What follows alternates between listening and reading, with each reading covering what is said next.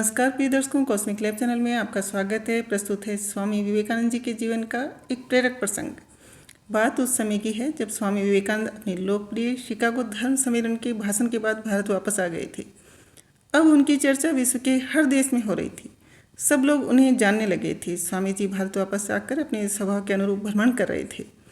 इस समय वह हिमालय और उसके आसपास के क्षेत्रों में थे। एक दिन वो घूमते घूमते एक नदी के किनारे आ गए।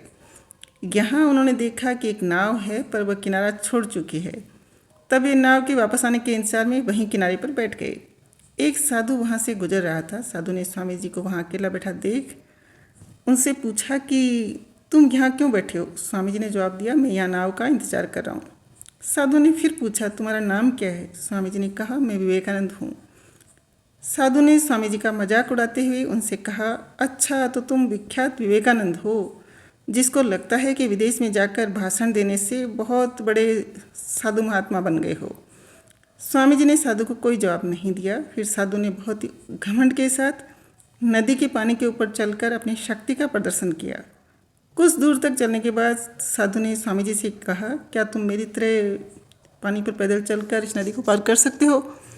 स्वामी जी ने बहुत ही आदर और विनम्रता के साथ साधु से कहा, इस बात में कोई शक नहीं है कि आपके पास बहुत ही अद्भुत शक्ति है, लेकिन क्या आप मुझे बता सकते हो कि आपको यह असाधारण शक्ति प्राप्त करने में कितना समय लगा।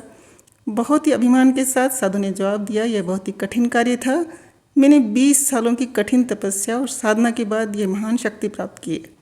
साधु का ये बताने का अंदाज बहुत ही अहंकार भरा था। ये देखकर स्वामी जी बहुत ही शांत स्वर में बोले, आपने अपनी ज़िंदगी के 20 साल ऐसी विद्या को सीखने में बर्बाद कर दिए जो काम एक नाव 5 मिनट में कर सकती थी।